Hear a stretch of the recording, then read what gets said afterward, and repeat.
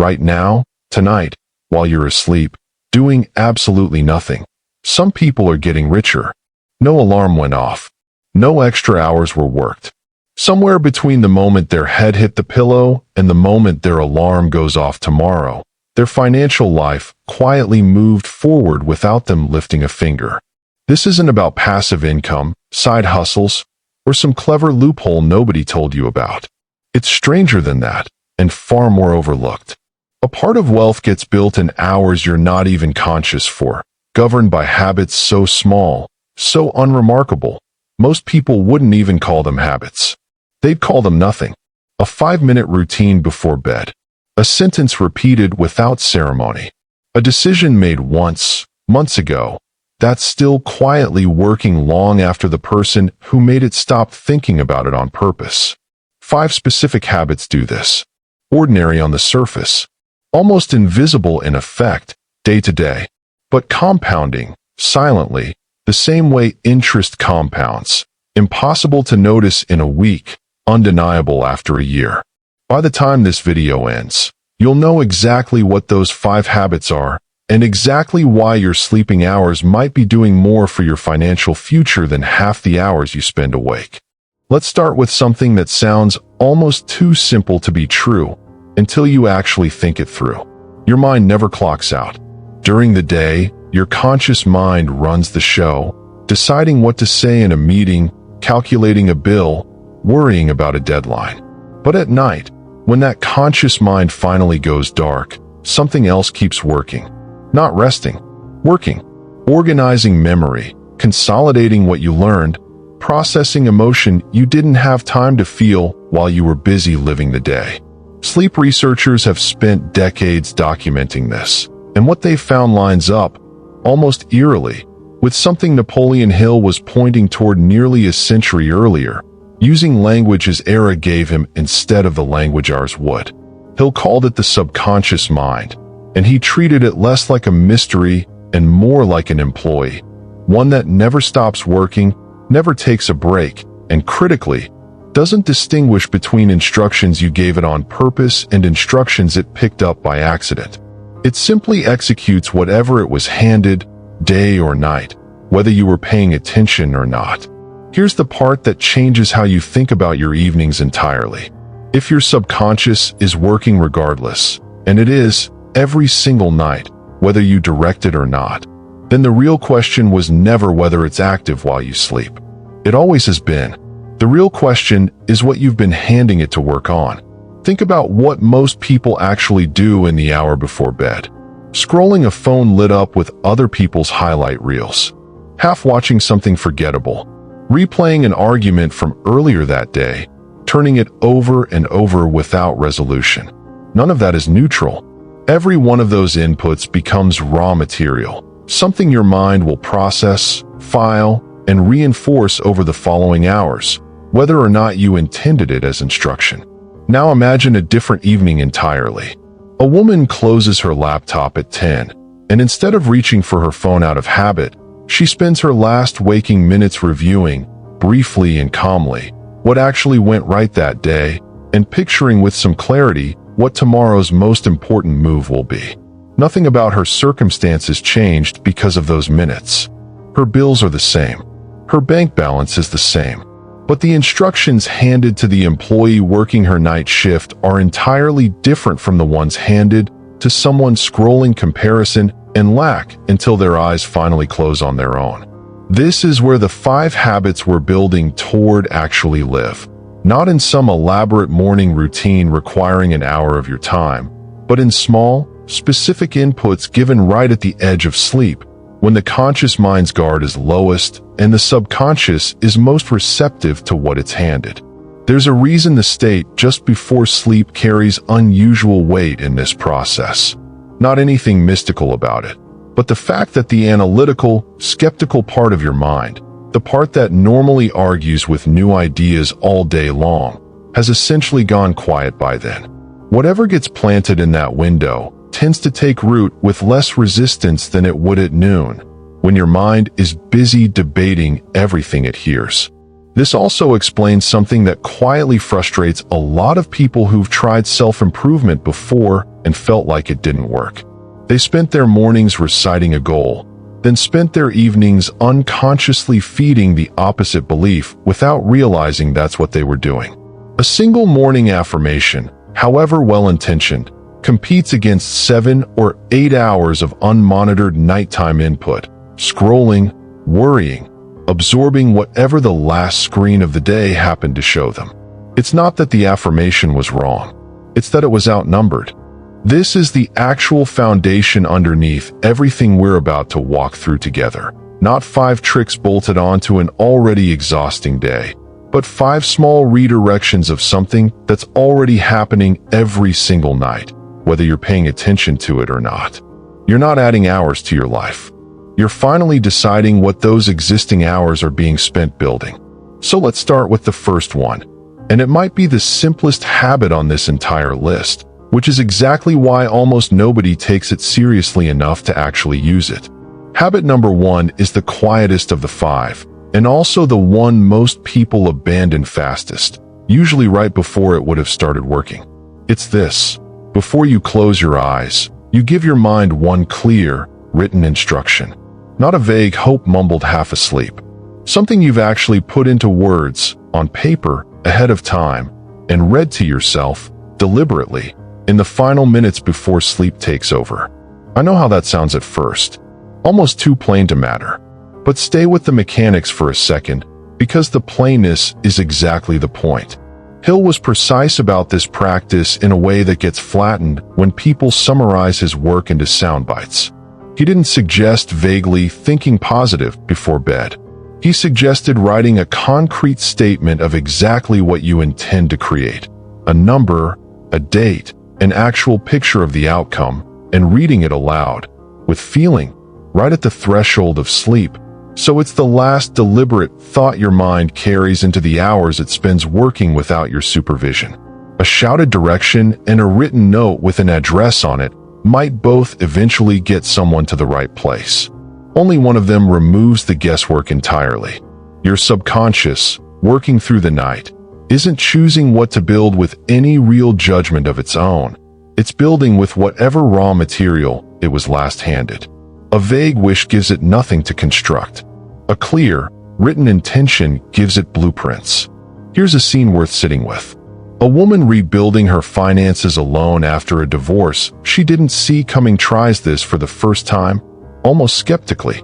She writes one sentence on an index card, not motivational language, just a plain, exact statement about the amount she intends to have saved by a particular date and why it matters to her, spelled out in a single honest clause about never again having to ask anyone for help covering rent.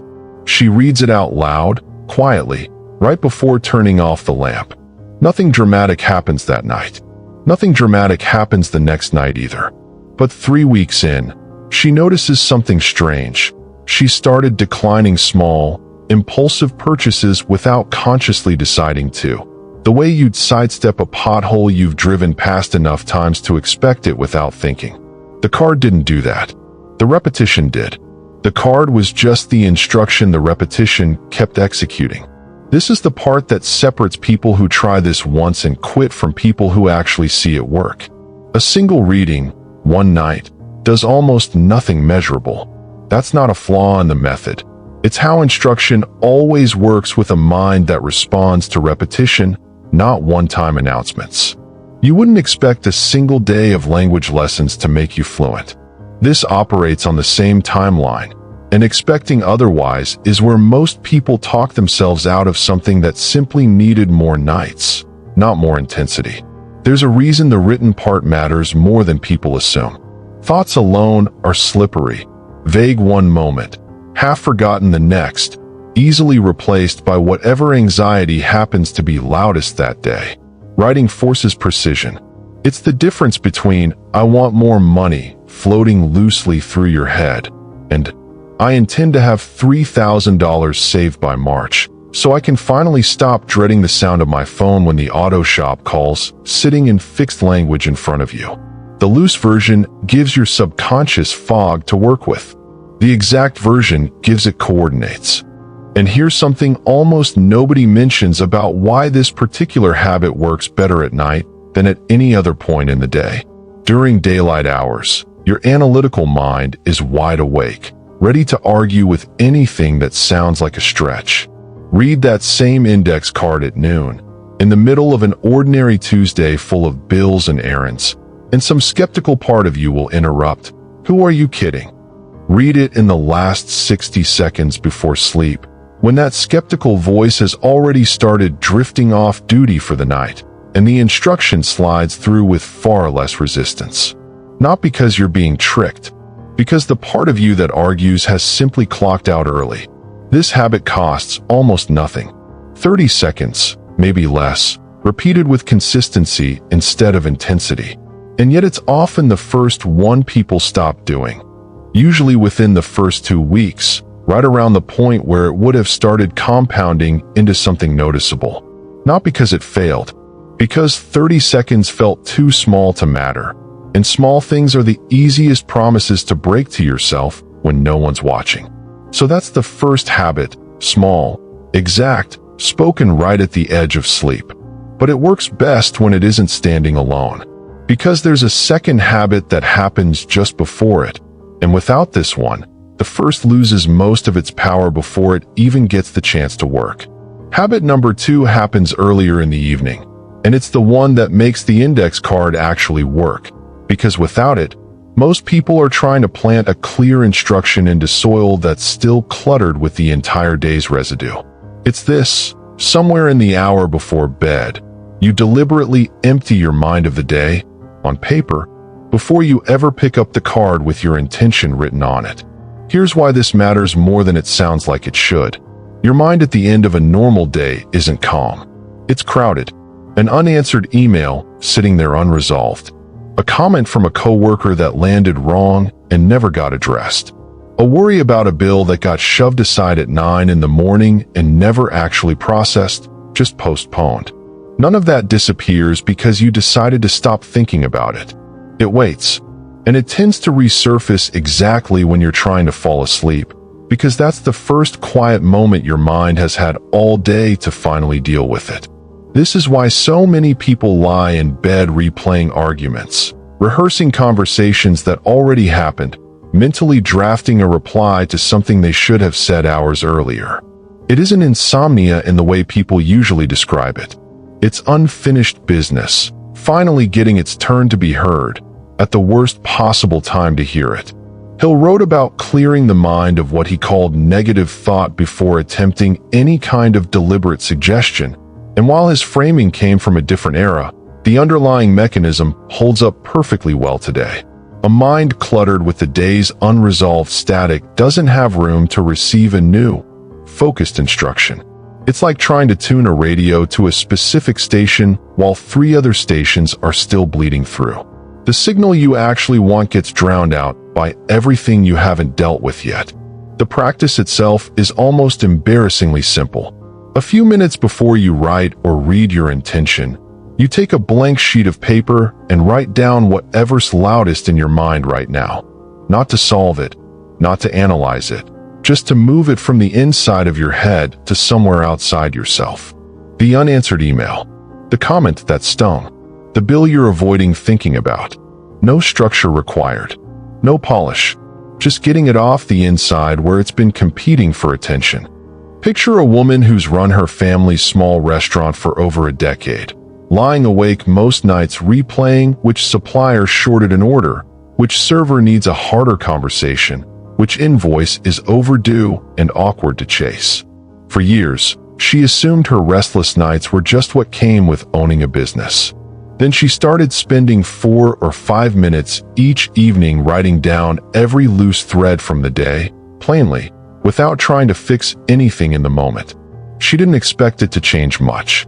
But within a couple of weeks, she noticed her mind wasn't racing the same way once her head hit the pillow. The problems hadn't gone away. They were still there in the morning, waiting exactly where she'd left them on the page.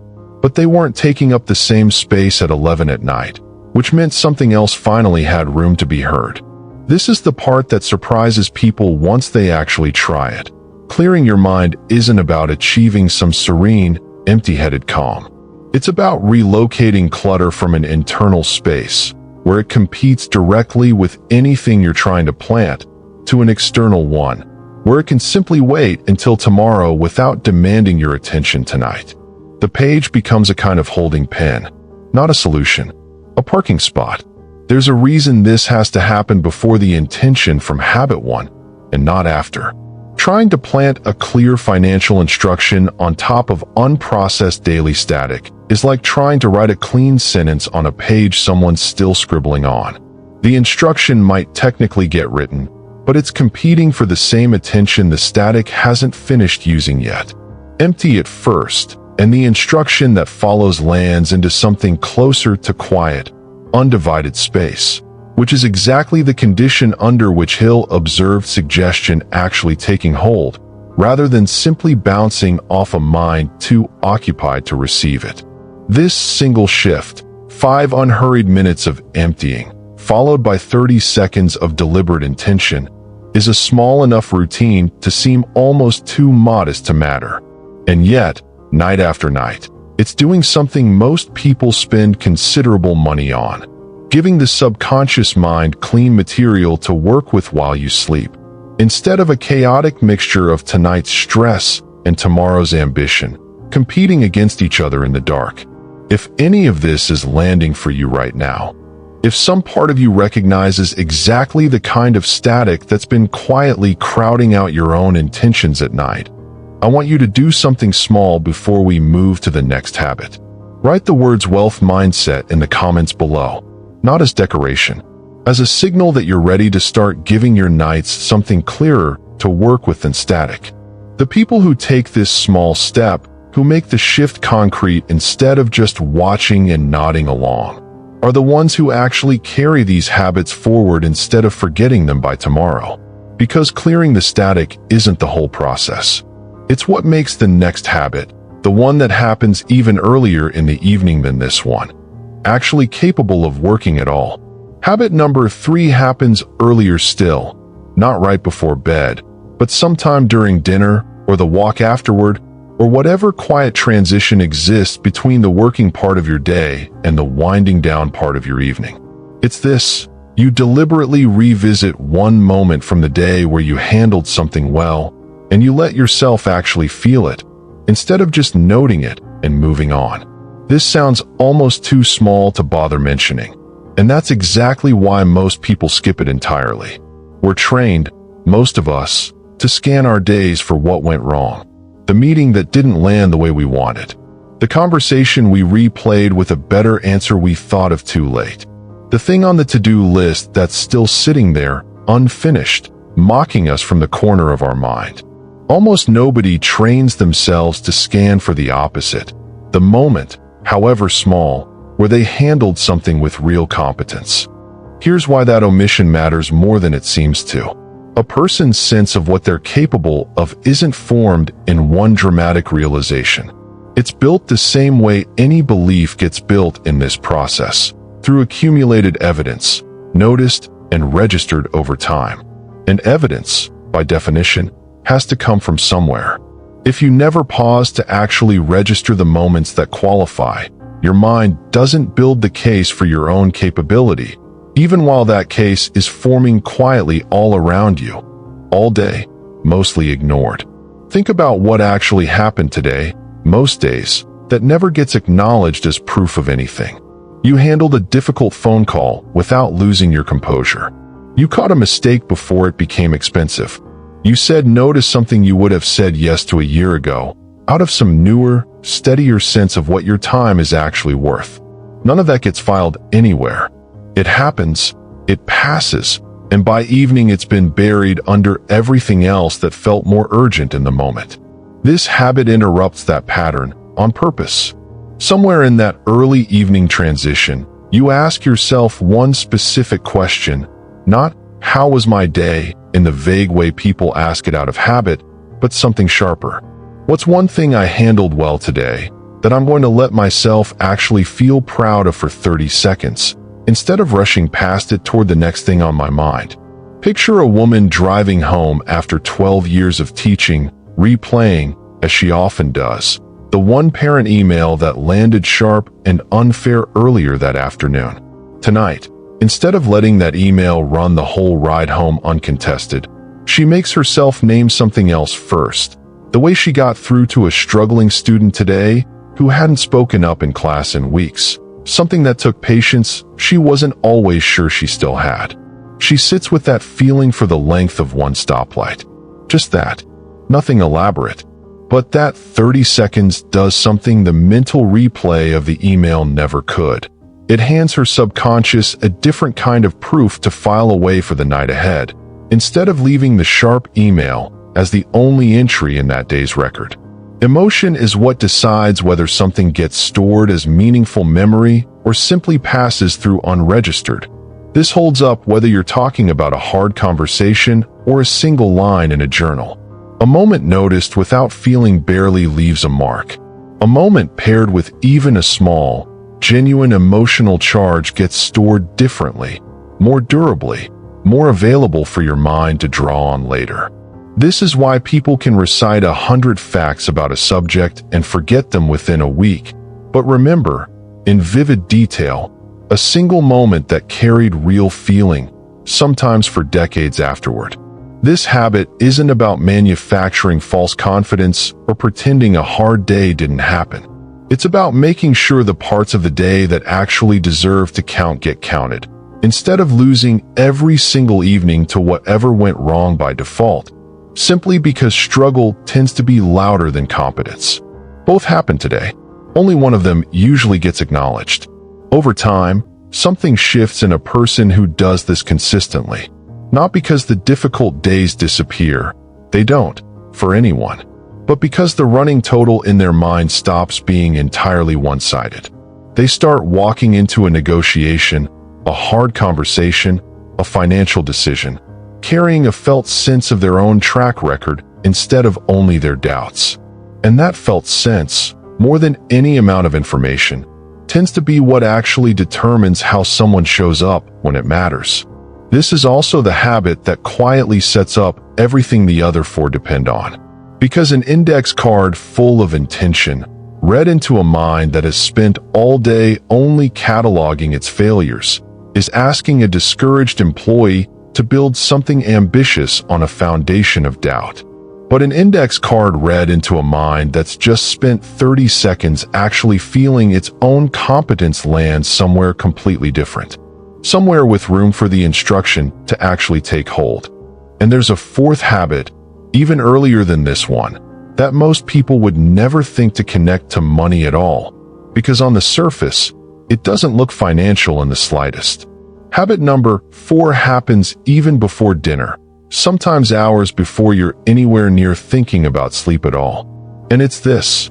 At some point in the late afternoon, you intentionally move your body, not for fitness, not for weight, but specifically to interrupt whatever emotional state the day has left you sitting in. I know this doesn't sound like it belongs on a list about money. Stay with it anyway, because the connection is more direct than it looks. Here's something worth understanding about how emotional states actually work in the body. They're not purely mental events floating somewhere in your head. They're physical. Stress isn't just a thought. It's a posture, a breathing pattern, a certain tightness sitting in the shoulders and the jaw. And here's the part that matters most for everything we've already covered tonight. A body still holding the physical signature of a stressful day makes a poor container for calm, focused intention, no matter how well-written the words on that index card happen to be. Think about trying to have a calm, thoughtful conversation about your finances while your jaw is clenched and your shoulders are up around your ears from 3 hours of back-to-back meetings. The words might come out fine, but the tone underneath them, the felt quality your subconscious actually registers, is still running on stress chemistry, whether or not you consciously notice it. You can't think your way out of a state your body is still physically holding on to. This is where a short period of purposeful movement earns its place on this list, and it doesn't require anything close to a real workout. A 20-minute walk, taken specifically between the working part of the day and the evening part, does something surprisingly specific. It gives the body a chance to metabolize the stress hormones that accumulated during the day, instead of carrying them, unprocessed, straight into the evening's more focused practices. Hill wrote about maintaining what he called a positive mental attitude as a discipline, not a personality trait, something built and protected on purpose, the same way you'd protect physical health.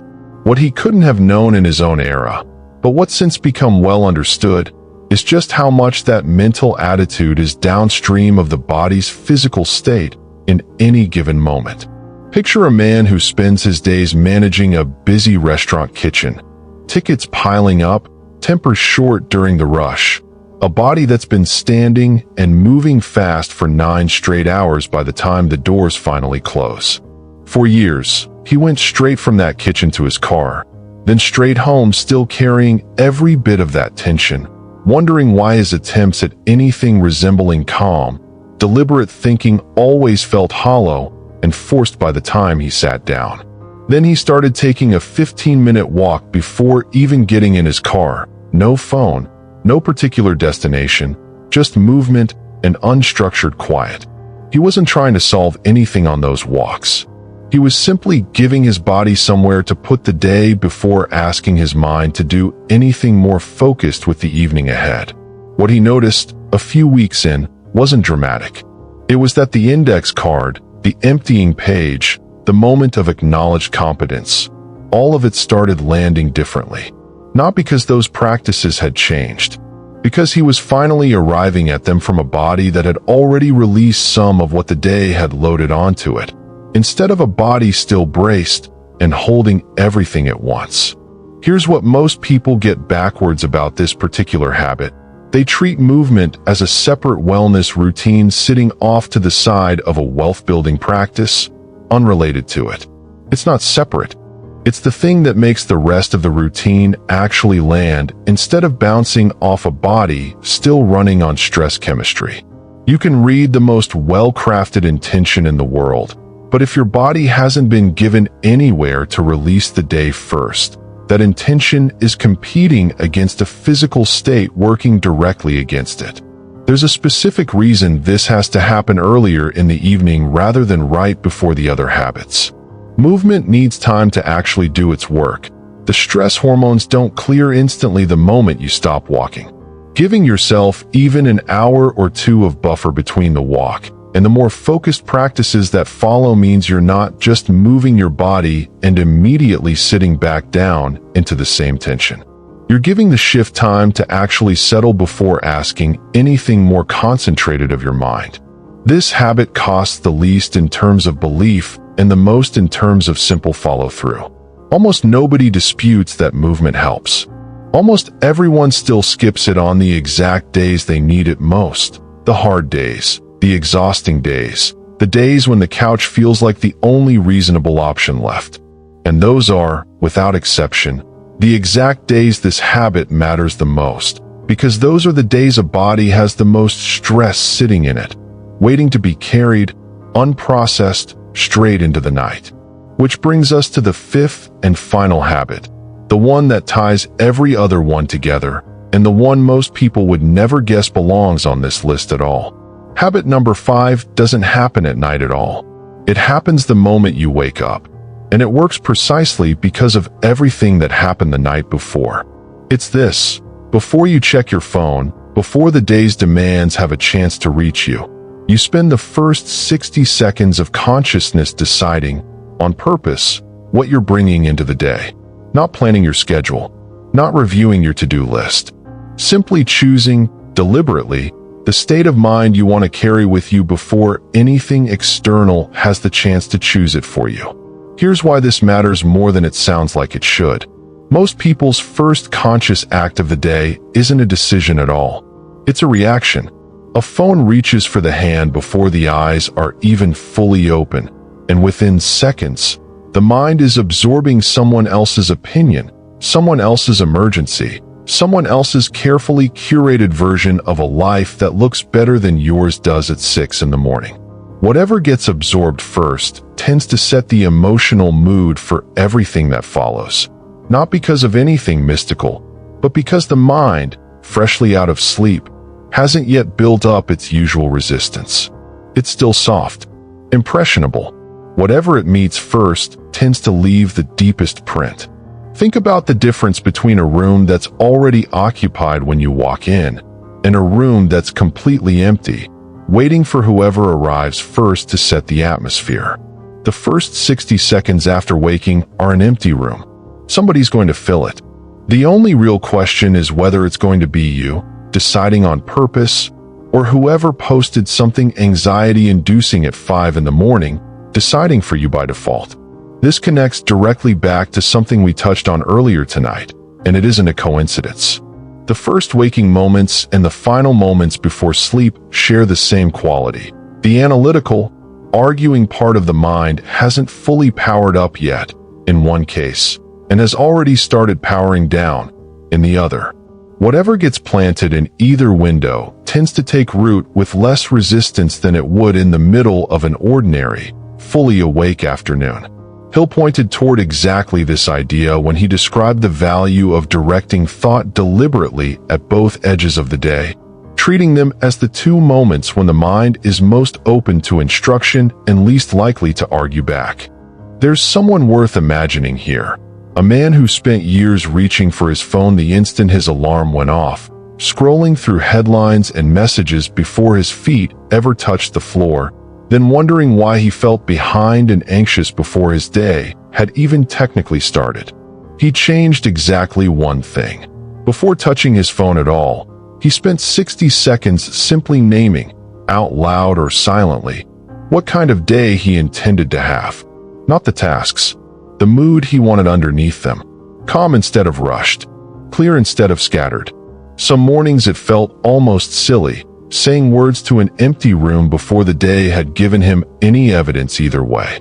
But months in, he noticed something he couldn't fully explain at first.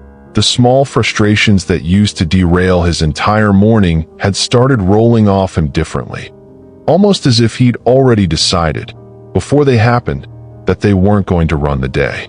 This is where all 5 habits actually connect into something larger than any single one of them. The card read the night before plants a specific intention. The page emptied earlier clears space for it to land. The moment of acknowledged competence gives it a foundation of real evidence instead of doubt. The walk gives the body somewhere to release the day's tension so the mind isn't fighting its own physiology. And the 60 seconds upon waking protects all of it from being overwritten the instant the world gets its first chance to weigh in. Each habit, alone, does something modest. Together, they form a loop, one that runs every single day, mostly outside conscious effort, quietly compounding in a direction you actually chose instead of one you simply inherited by default. None of these 5 habits require money, equipment, or dramatic willpower. What they require is something quieter, and in some ways harder. The willingness to protect a handful of small, unremarkable minutes, night and morning, from being swallowed by everything louder that's constantly competing for that same space. A notification, an old habit, simple exhaustion. The world will always offer you something easier to do with those minutes than this. Almost nothing about this list depends on finding more time. It depends entirely on deciding what the time you already have is actually for. If you've stayed with me until this point in the video, it's because you're committed to creating a life of abundance and success. That's why I invite you to subscribe to the channel.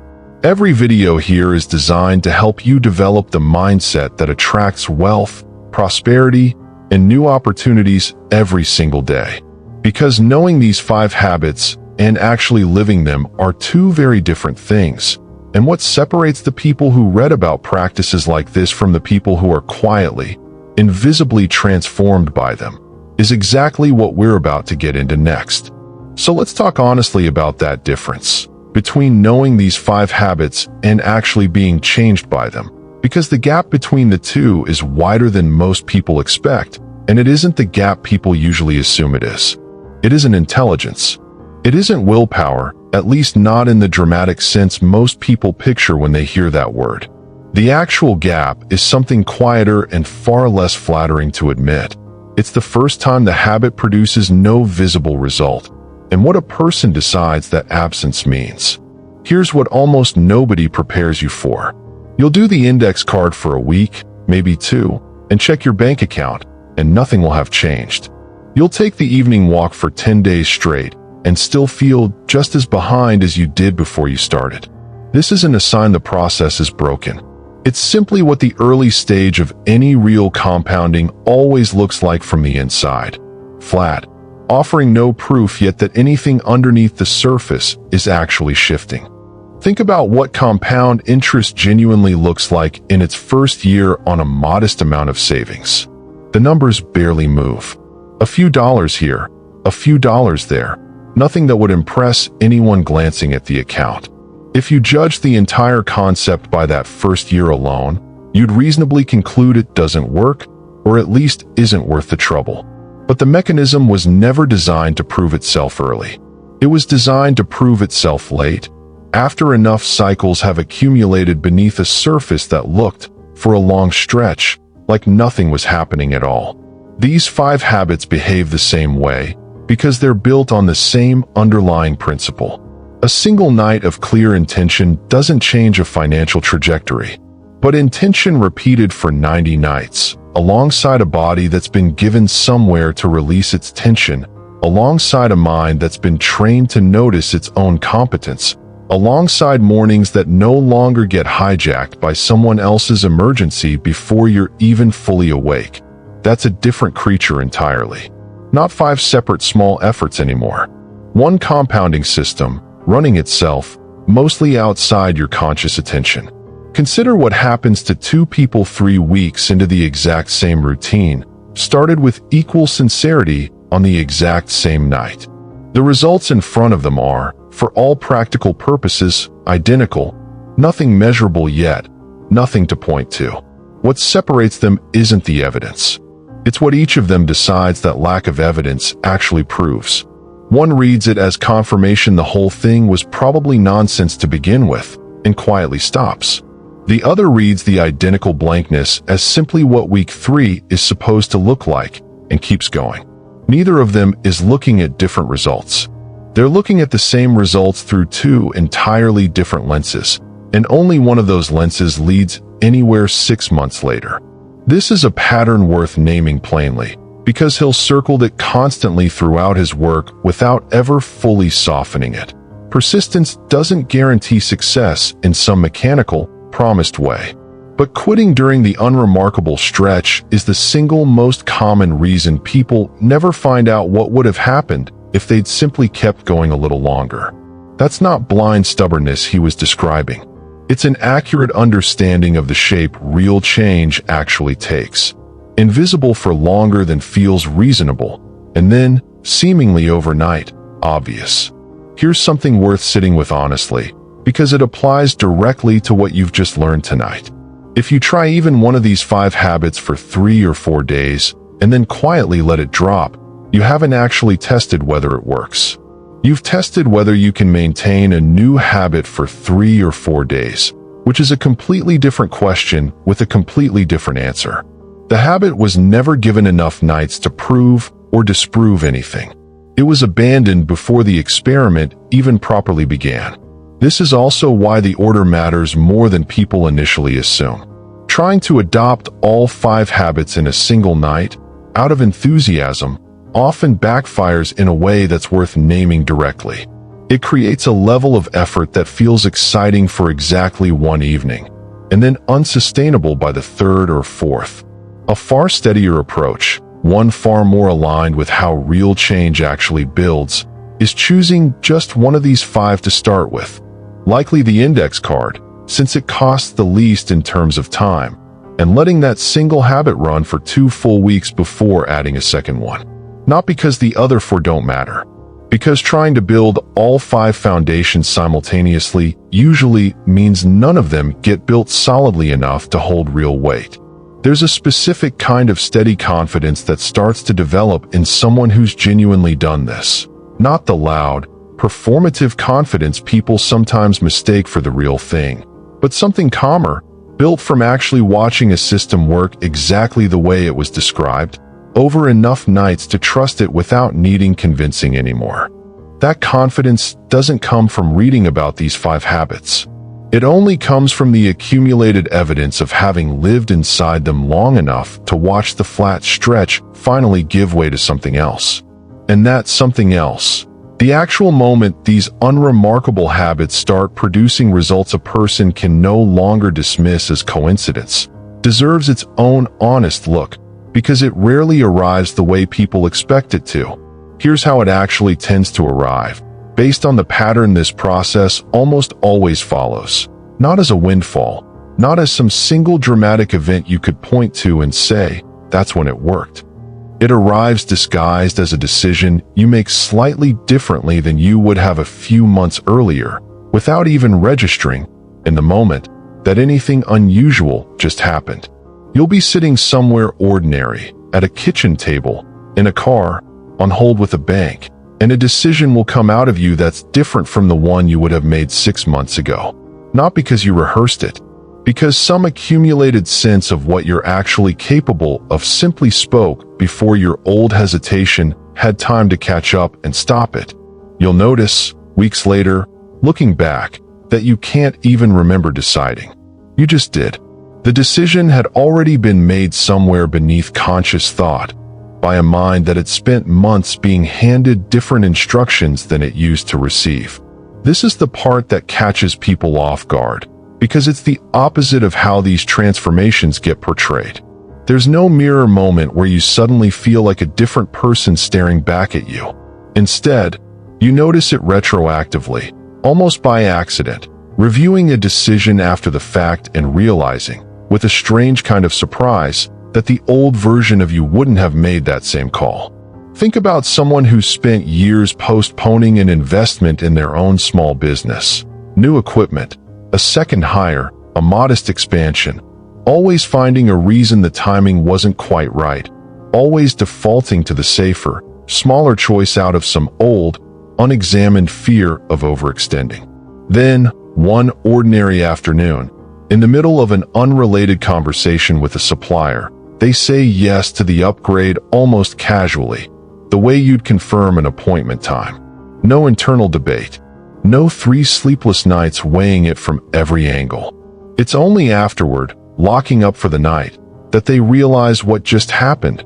They didn't brace for it the way they always used to. They didn't need to talk themselves into it. It simply felt like the accurate next step, not a risk they had to argue themselves past. This is what Hill kept pointing toward when he described a definite purpose eventually becoming, in his words, almost automatic. Not because the person stopped trying, but because trying had gradually been replaced by something closer to instinct. The same way a skill practiced long enough stops requiring conscious thought to execute. Nobody consciously calculates the specific muscle movements involved in walking down a familiar staircase. The staircase gets navigated by a part of the mind that learned it so thoroughly. Attention is no longer required. Financial confidence, built the way these 5 habits build it, eventually moves into that same category.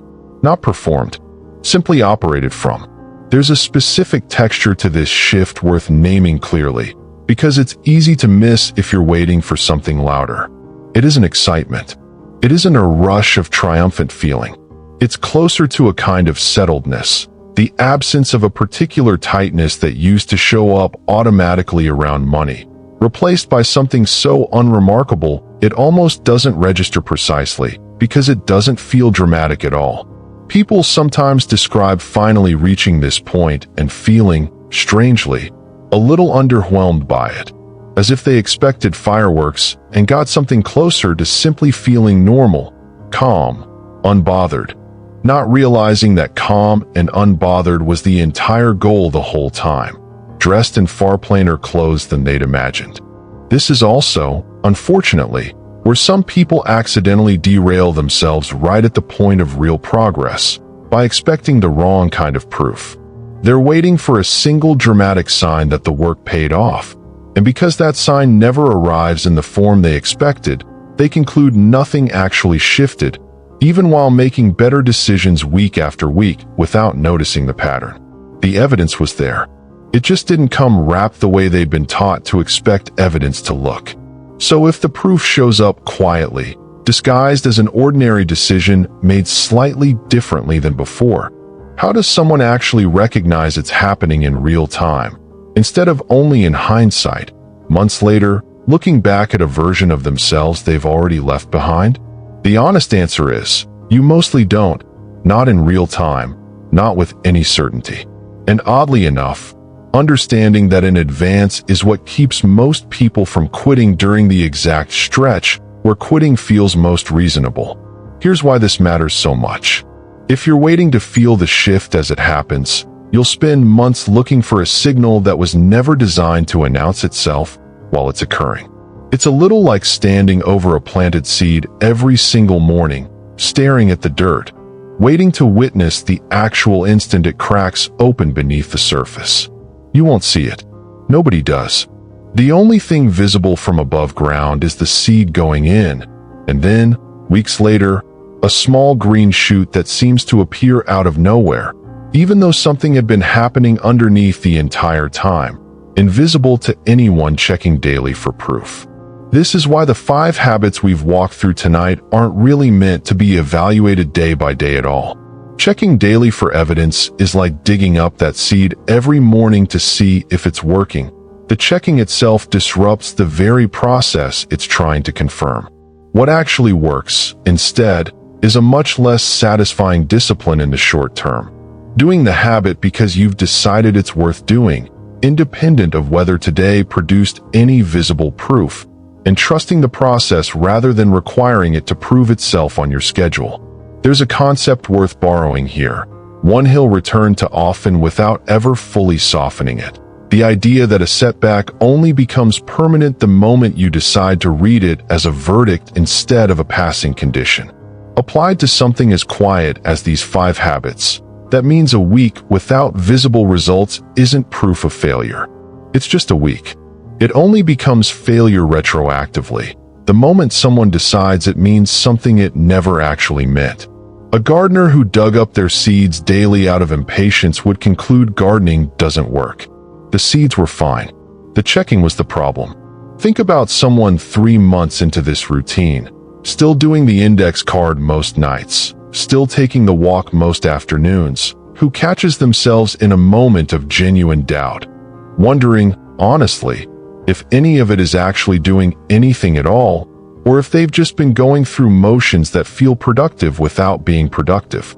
This doubt isn't a sign of failure.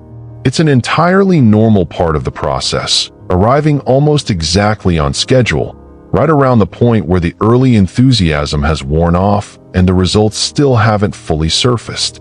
The question isn't whether the doubt shows up. It will, for almost everyone, around this exact stage. The question is what happens next, whether the doubt gets treated as new information requiring you to stop, or simply as whether passing through a system that's still building underneath it, regardless of what today's forecast happens to say. This is where trusting the process becomes more valuable than trusting your own daily read of the situation. Your daily read is unreliable by design. It's based on a single day's worth of evidence, which was never enough information to draw a real conclusion from in the first place. But the compounding underneath these 5 habits doesn't care whether you believe in it on any particular Wednesday. It keeps running as long as you keep feeding it, the same way interest keeps compounding whether or not you happen to check the account that month. There's a specific kind of trust this requires, and it's worth being honest about what that trust actually is, because it's easily confused with blind faith when it's really something closer to informed patience. You're not asked to believe something with no evidence at all.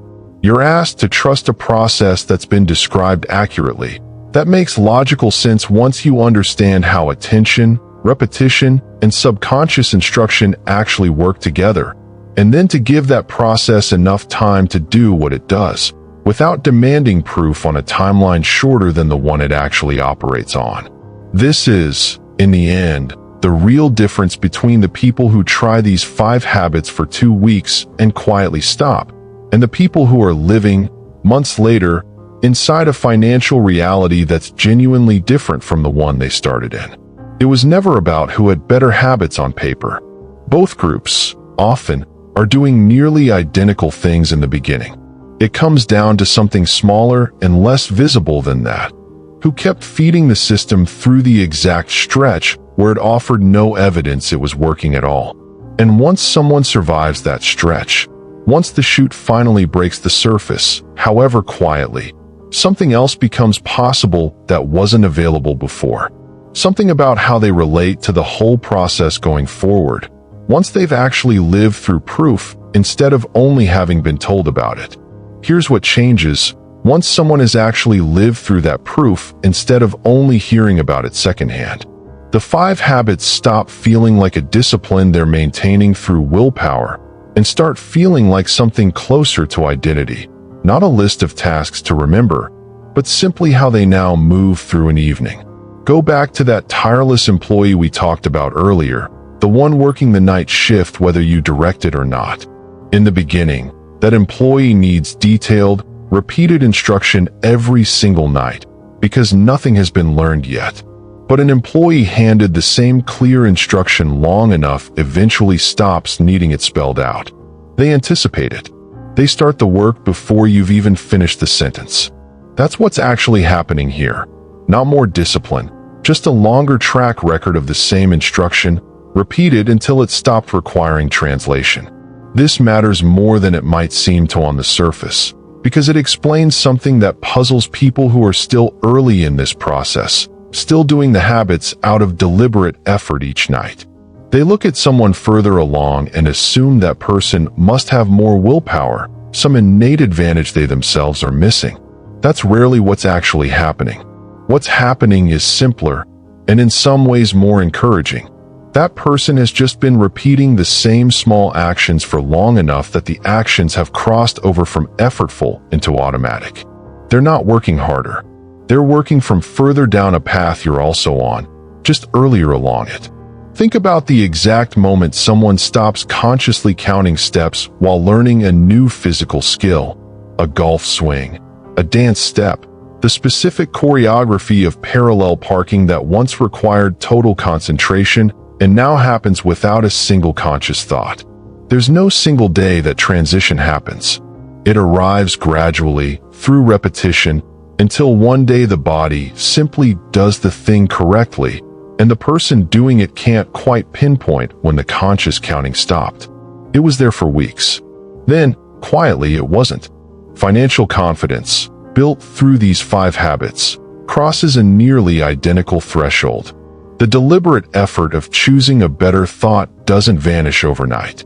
It just gradually requires less and less conscious counting, until one day the better thought is simply the first one that arrives, with no earlier, worse version needing to be overridden first. This is also the point where something else starts happening, something worth naming honestly because it's rarely discussed in this context. Once the habits become who you are rather than something you have to try at, they stop requiring the same motivation that got them started in the first place. This matters enormously, because motivation was never reliable to begin with. It comes and goes, spikes after an inspiring video, and fades within days, unrelated to whether the underlying work still needs doing. Identity doesn't fluctuate the same way. You don't need to feel motivated to brush your teeth most mornings. You just do it, because it's simply part of who you are at this point, independent of your mood that particular day. The 5 habits, given enough time, move into that same category, no longer dependent on how inspired you happen to feel on any given evening.